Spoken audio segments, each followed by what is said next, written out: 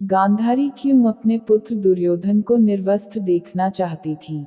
गांधारी भगवान शिव की परम भक्त थी।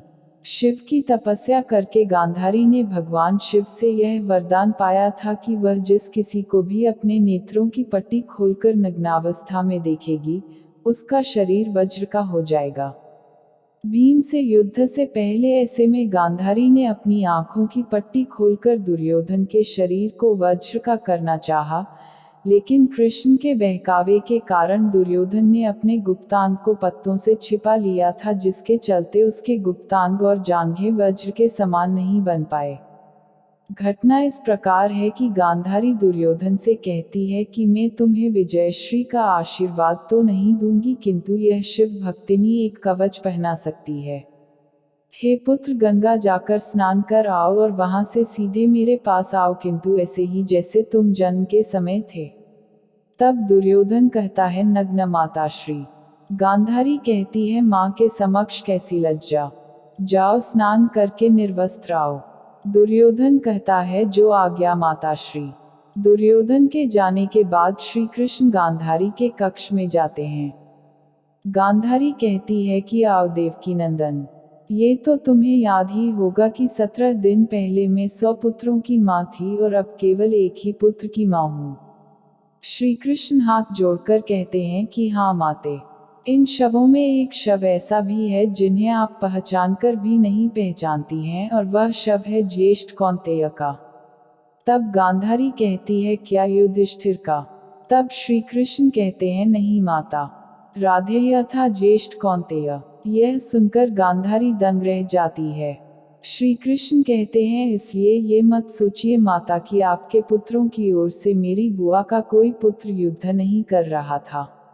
यह राज बताकर श्री कृष्ण शिविर से बाहर निकलकर जाने लगते हैं। तब रास्ते में दुर्योधन नग्न अवस्था में अपनी माता के शिविर में जाता हुआ श्री कृष्ण को दिखाई देता है।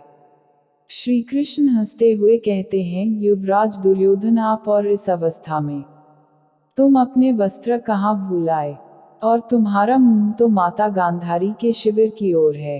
यह सुनकर दुर्योधन सकपका जाता है। तब श्री कृष्ण कहते हैं, क्या तुम अपनी माता के पास इस दशा में जा रहे हो?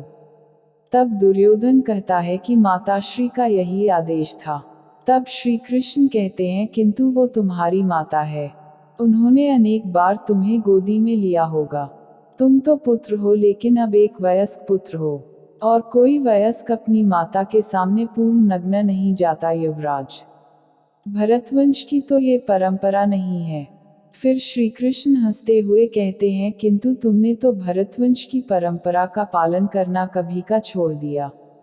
जाओ जाओ, माता को प्रतीक्षा नहीं करवाना चाहिए, जाओ। यह कहते हुए श्री हंसते हुए वहां से चले जाते हैं।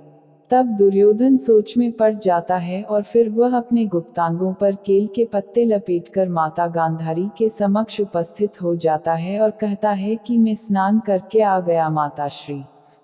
तब गांधारी कहती है, मैं क्षण भर के लिए अपनी आंखों पर बंधी ये पट्टी खोलने जा रही हूँ।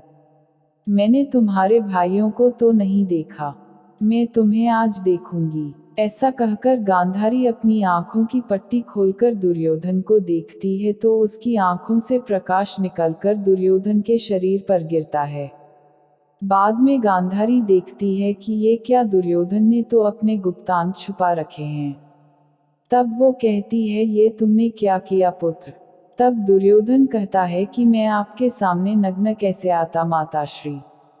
तब गांधारी कहती है, किंतु मैंने तो तुम्हें यही आदेश दिया था। दुखी होकर वह पुनः अपनी आंखों की पट्टी बांध लेती हैं। फिर वह कहती हैं, तुम्हारे शरीर का वह भाग जिस पर मेरी दृष्टि पड़ी ही नहीं दुर्बल रह गया पुत्र। शरीर का शेष भाग वज्र का हो गया।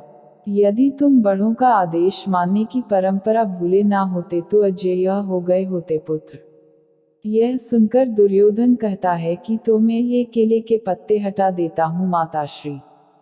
तब गांधारी कहती है कि मैं कोई मायावी नहीं हूँ, मैंने उस एक दृष्टि में अपनी भक्ति, अपना सतीत्व और अपनी ममता की सारी शक्ति मिला दी थी पुत्र। तब दुर्योधन कहता है कि आप चिंता न करें माताश्री, मैं कल भीम से गया युद्ध करूंगा और गदा युद्ध के नियम के अनुसार कमर के नीचे प्रहार करना वर्जित है। कल मैं उसको इतनी मार मारूंगा कि वह घबराकर वीरगति को प्राप्त हो जाएगा। फिर चाहे इस युद्ध का अंत कुछ भी हो। अंत में भीम दुर्योधन की जंघा उखाड़कर उसका वध कर देता है।